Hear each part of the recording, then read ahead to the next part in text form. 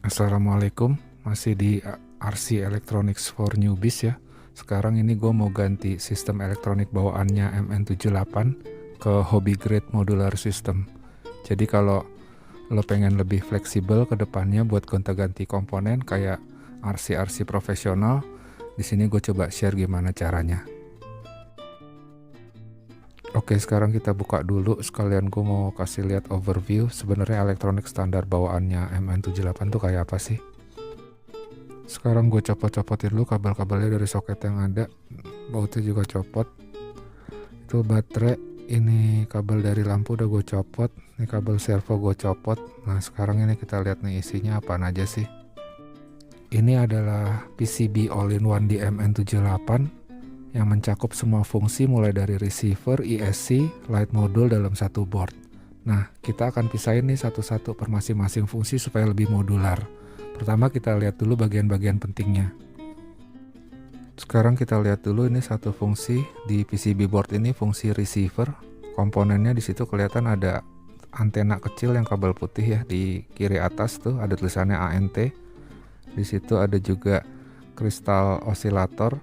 Itu fungsi receiver juga yang warna chrome, sebelah kiri bawah ada tulisannya 12M16 15P, jadi 12 MHz 15 picofarad. Dia berperan dalam komunikasi dengan transmitter ya, 2,4 GHz bawaannya MN78. Jadi kristal osilator ini bukan buat menangkap sinyal dari remote atau dari transmitter, tapi dia bertindak sebagai clock generator di internal PCB board ini buat sinkronisasi semua data yang ada di dalam receiver. Terus hubungannya apa nih sama remote atau transmitter yang dipakai 2,4 GHz. Jadi di sini 2,4 GHz itu frekuensi komunikasi antar perangkat, sedangkan 12 MHz di situ tulisannya dia buat clock processing di dalam receivernya. Jadi mereka saling melengkapin, tapi punya fungsi yang berbeda.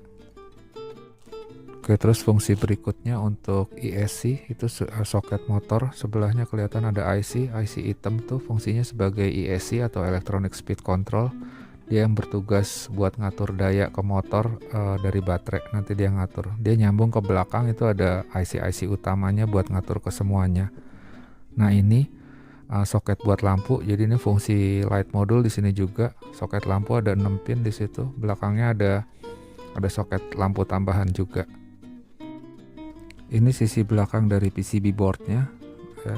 Nah itu yang gue tunjuk itu IC-nya kebakar, itu dia sambungan depannya, kalau depannya itu soket servo, jadi ini IC-nya kebakar. Kemarin gue lagi coba mau ngehack modul lampunya, jadi kemungkinan kebakar karena over voltage ya. Jadi gue salah ngerouting. Harusnya biasanya kan kalau dari baterai dia voltasenya 7,4 volt. Nah biasanya kalau di PCB board kayak gini dia tegangannya tuh buat ngontrol supply ke microcontroller, komponen yang kecil-kecil gini dia main di 3 volt sampai 5 volt. Nah karena kemarin gue salah ngerouting jadi ya itu IC-nya kebakar. Nah ini salah satu kelemahan kalau lo sistem all-in-one. Kalau satu fungsi yang rusak kita mesti ganti ini semuanya, nggak bisa diganti per fungsi aja. Jadi sekalian aja ini gue ganti aja jadi modular gitu ya, daripada gue beli lagi yang ini. Oke, sekarang komponen penggantinya gue pakai apa aja. Untuk receivernya ini gue pakai Radiolink yang R6FG. Gue pakai Radiolink, cukup beli receivernya aja karena gue sebelumnya udah punya transmitternya buat yang RC gue satu lagi. ESC-nya ini gue pakai yang ESC 30 ampere. Gue pakai yang kecil, ini cari dimensinya kecil. Terus baterainya gue ganti bukan karena kapasitas, karena gue cari dimensinya yang kecil, karena ESC-nya rencananya mau gue taruh di tempat baterai. Jadi baterai bawaannya MN kan agak gede tuh, jadi gue ganti yang kecil. Terus ini untuk modul lampunya gue pakai modul lampu dari Dumbo RC yang FZT. Nah jadi ini komponen-komponen penggantinya dari PCB yang tadi all-in-one ya. Jadi udah dipisahin tuh fungsinya satu-satu masing-masing. Receiver sendiri, ESC sendiri, sama modul lampunya sendiri. Oke, dengan udah lo pisahin fungsinya berdiri sendiri-sendiri kayak gini, keuntungannya apa sih? Jadi kedepannya nanti akan lebih fleksibel. Jadi kalau misalnya ESC lo rusak, ya udah lo tinggal ganti ISC-nya aja, jadi nggak harus beli satu set PCB baru. Atau misalnya belum mau upgrade lagi ke depannya, bisa pakai ISC yang lebih tinggi, atau misalnya lo mau ganti motor yang lebih gede, penyesuaian ISC-nya juga gampang. Terus kalau misalnya nantinya ke depannya apa light modulnya lo mau ganti, atau lo mau tambahin fungsi lain kayak apa sound modul, itu bisa gampang diintegrasikan tanpa ngebongkar semua sistem. Oke, komponen penggantinya udah ada. Sekarang kita coba instalasi komponen-komponen itu sama wiringnya kayak gimana. Nah, ini gue biasanya sebelum pasang di chassis atau di body, ini kita coba dulu di luar ya, sebelum dirapiin wiringnya, urut-urutannya gimana sih. Yang pertama ini dari kabel servo, ini kita colok di receiver di channel 1. Terus ini ISC ya. ISC itu ada 4 kabel. Yang ini dia kabel buat nanti colok ke receiver, yang ini nanti buat colok ke motor, yang ini ke baterai, ini saklar on off ya. Nah, sekarang ini kita colok ke receiver di channel 2. Nah, jangan sampai kebalik ya. Kalau kebalik dia nggak nyala. Itu kalau lihat ada putih, merah sama hitam. Yang putih itu untuk sinyal, yang merah buat positif, yang hitam negatif. Kalau kabel servo juga jangan kebalik. Yang kuning itu sinyal, merah positif, yang coklat negatif. Ini kita colok dulu. Selanjutnya dari ISC ini kita colok ke baterai untuk powernya. Satu lagi kita colok ke motor ya. Oke, udah ke connect semua. Ini gue baru tes buat fungsi utamanya aja, jadi buat steering, servo, sama buat ISC buat motor. Kalau ini udah nyala, yang modul lampu belakangan nanti gue pasang. Pertama kita nyalain transmitternya dulu. Transmitternya udah nyala, baru kita nyalain mobilnya. Tunggu beberapa second. Kalau udah connect, nah ini udah connect ya, baru kita coba steeringnya aja dulu. Ini kita coba kanan kiri, nyala ya, jadi berfungsi ya.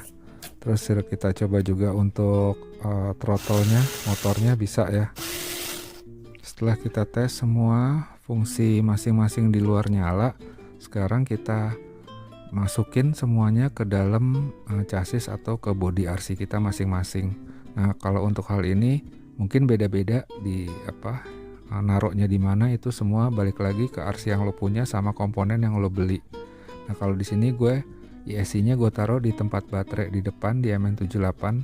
Makanya sengaja gue beli ISC yang kecil biar bisa taruh di depan, sama baterainya gue ganti beli yang dimensinya lebih kecil. Jadi bisa ketutup kap mesinnya. Kalau pakai baterai yang standar dia nggak bisa ketutup kalau ISC-nya gue taruh situ. Komponen yang lain kayak receiver sama modul lampu gue taruh di chassis bekas tempat PCB yang lama di situ.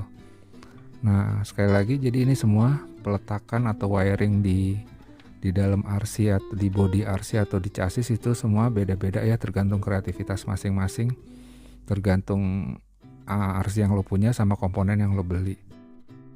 Nah, ini final resultnya. MN78 udah berubah, nggak pakai sistem all-in-one lagi, udah pakai modular. Kita tes sen kiri, lampu realistiknya udah berfungsi juga. Sen kanan, belok kanan, lampu sen kanan nyala. Throttle-nya udah berfungsi juga, maju mundur ya. Itu lampu rem juga udah berfungsi, realistic light-nya.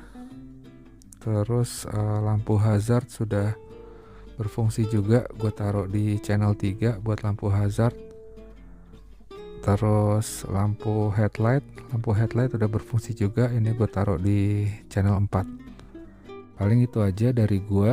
Nanti video berikutnya gue akan jelasin lebih detail gimana caranya ngehack lampu standarnya MN78 pakai receiver radio link.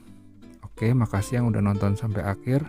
Bukan bermaksud menggurui, hanya sekedar berbagi. Mudah-mudahan terinspirasi. Assalamualaikum.